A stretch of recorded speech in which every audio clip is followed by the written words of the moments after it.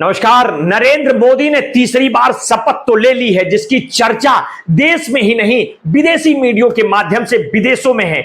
इस पर अपने यहां के बुद्धिजीवियों के अपने अपने मत भी हैं।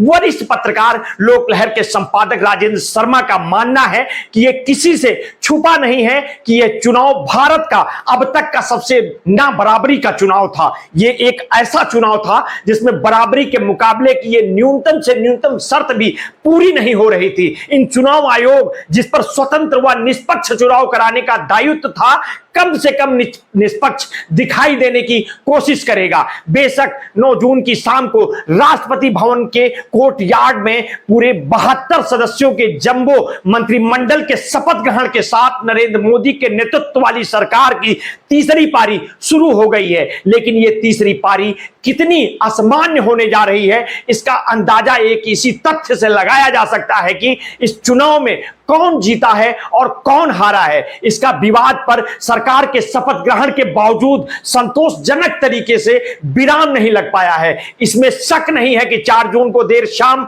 18वीं लोकसभा के चुनाव की मतगणना लगभग पूरी होने तक, जब इंडिया गठबंधन की गिनती 240 पर रुक गई और दूसरी ओर भाजपा की ओर से 2024 के चुनाव के सहयोगियों की गिनती बहुमत 72 के आंकड़ों को पार कर 290 पर पहुंच गई, तभी इतना तो सभी यथार्थवादी प्रेक्षकों के सामने साफ हो गया था कि नरेंद्र मोदी लगातार तीसरी बार प्रधानमंत्री पद की शपथ जरूर लेंगे। यह इसके बावजूद था कि कुल मिलाकर इस चुनाव में जिस तरह का जनादेश आया है, उसे देखते हुए खुद संघ भाजपा के समर्थकों के भी एक हिस्से को यह मानने में हिचक थी कि इस चुनाव का फैसला नरेंद्र मोदी के नेतृत्व वाली सरकार के जारी रहने के पक्ष में है। 2024 के चुनाव में निकली लोकसभा सदस्यों की गिनती बेशक भाजपा और उसके सहयोगियों के मिलकर सरकार बनाने का रास्ता बनाती थी, लेकिन इस चुनाव का जनादेश कुछ और ही कह रहा था। यह किसी से छुपा नहीं है कि यह चुनाव भारत का अब तक का सबसे ना बराबरी का चुनाव था। यह एक ऐसा चुनाव था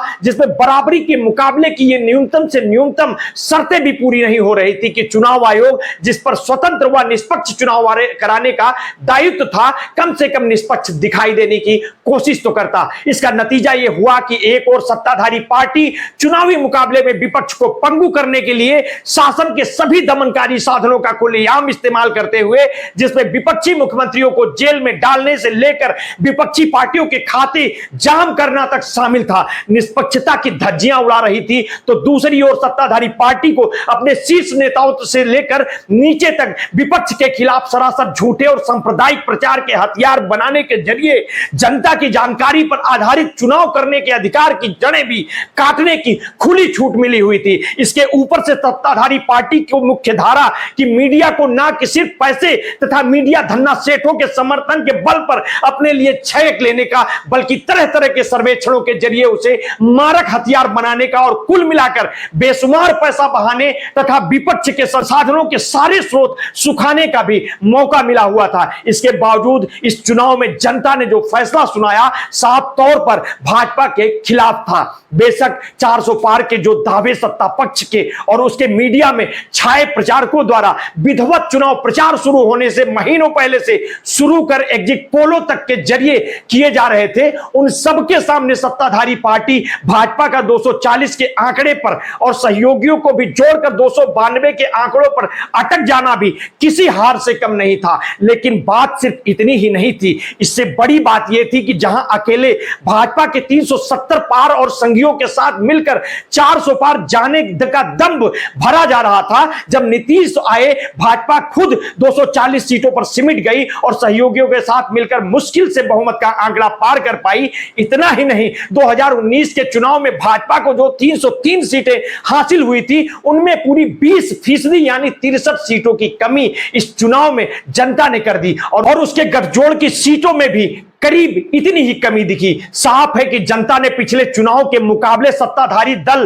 और उसके गठजोड़ को ठुकरा ही दिया है, उससे अपनी करनियों और अकर्नियों के लिए राजनीतिक सजा ही दी है। इसी का एक और साक्ष्य पिछले चुनाव के मुकाबले भाजपा और उसके गठजोड़ के मत प्रतिशत में भी बहुत ज्यादा न सही, फिर भी कुछ न कुछ गिरावट का ही होना है। खुद भाजपा के मत फीसद में यह गिरावट इसलिए और भी उल्लेखनीय हो जाती है कि 2024 में उसने तमिलनाडु तमिलनाडु, पंजाब और राज्यों में भी सभी सीटों पर चुनाव लड़ते हुए पिछले चुनाव के मुकाबले काफी ज्यादा सीटें पर चुनाव लड़कर भी पिछली बार के मुकाबले करीब 1% कम वोट हासिल किया है। चुनाव आयोग के आंकड़ों के अनुसार 2019 में भाजपा 37.36% वोट मिला था, जो इस चुनाव में घटकर 36.56% ही रह गया है। इस चुनाव में सहयोगियों के साथ मिलकर भी सत्ता पक्ष का मत फीसदी 42.5% से ज्यादा नहीं बैठता है। बेशक यह कहा जा सकता है कि लोकसभा सदस्यों की गिनती के हिसाब से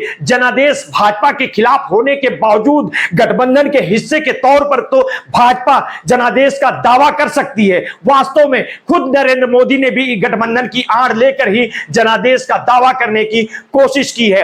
एनडीए संसदीय दल की बैठक में अपने भाषण में नरेंद्र मोदी ने गठबंधन का ही सहारा लेकर यह दावा किया था कि ना हम हारे थे और ना हम हारे हैं। इसके लिए हाथ की सफाई का सहारा लेते हुए मोदी ने यह दावा किया कि किसी से पूछो कि पहले क्या था, एनडीए था, अब क्या है, एनडीए है, वही तब भी जीता था, वही अब भी जीता है। इसमें हाथ की सफाई अन्य बातों के अलावा इसमें थी ही क्या। 2024 के चुनाव के बाद चंद्रबाबू नायडू तेलुगु देशम की जिन 16 और जनता दल यूनाइटेड की 12 सीटों के समर्थन के बल पर नरेंद्र मोदी के नेतृत्व में बहुमत का दावा किया जा रहा है, ये दोनों ही पार्टियां इस चुनाव के दौरान ही भाजपा द्वारा विशेष ऑपरेशन चलाकर, जिसमें विभिन्न रूपों से सरकारी मशीनरी का इस्तेमाल भी शामिल है, एनडीए में शामिल की गई थी। याद रहे चंद्रबाबू नायडू की तेलुगु देशम 2019 का चुनाव भाजपा के खिलाफ लड़ा था, जबकि जनता दल यूनाइटेड के सुप्रीमो नीतीश कुमार 2024 के चुनाव के लिए ही बने इंडिया अलायंस के सूत्रधारों में रहने के बाद अचानक पलटी कर भाजपा के पाले में आ गए थे। जाहिर है उनके समर्थन के बल पर एनडीए जीता था। एनडीए जीता है का दावा करना अर्ध सत्य ही का सहारा लेना है। एनडीए के संसदीय दल की बैठक में नरेंद्र मोदी ने भले ही एनडीए के 30 साल की दुहाई दी हो, सच्चाई यह है कि 2014 में नरेंद्र मोदी के सत्ता में आने के बाद गुजरे इस साल में एक राजनीतिक गठबंधन के रूप में एनडीए कोमा की अवस्था में ही पड़ा रहा है, जिसका होना और ना होना बराबर ही रहा है। हां, विशेष मौकों पर नुमाइश के लिए जरूर 5-5 साल पर उसे सहारा देकर कुर्सी पर बिठा दिया जाता है। दूसरी ओर सच्चाई यह है कि नरेंद्र मोदी के राज में सभी स्तरों पर जिस तरह की सारी सत्ता का केंद्रीकरण किया गया है, खुद सत्ताधारी भाजपा भी उससे बच नहीं पाई।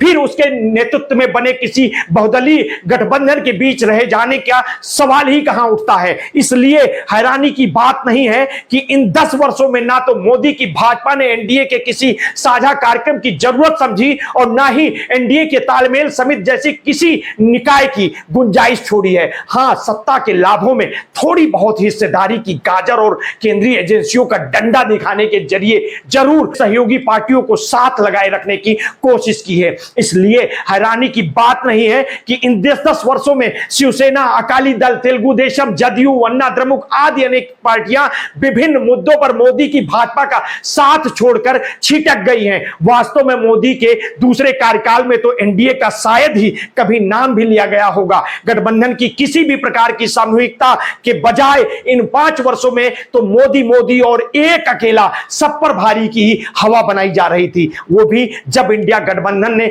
वास्तविक खतरा नजर आने लगा, तब इस गठबंधन के जवाब में अचानक मोदी की भाजपा को अपने गठबंधन की याद आई और कोमा में पड़े एनडीए को बाहर निकाल लाया। लेकिन चूंकि इन एनडीए में सिर्फ गिनती के लिए गिनाए जा रहे संगठनों का कोई असर नहीं था, चुनाव की तैयारियों के बीच विशेष अभियान चलाकर जदयू, तेलुगु देशम पार्टी दोबारा भाजपा के पाले में लाया गया। इसलिए एनडीए के नाम पर पार्टियों को जोड़े बटोर कर नरेंद्र मोदी तीसरी बार प्रधानमंत्री बनने के लिए जरूरी गिनती तो जुटाई जा सकती है, लेकिन सत्ता की मलाई के लालच की गाजर और केंद्रीय एजेंसियों के डंडे के सहारे खड़ी की गई ये एकता ज्यादा दिन चल पाएगी, इसमें संदेह की पूरी गुंजाइश है।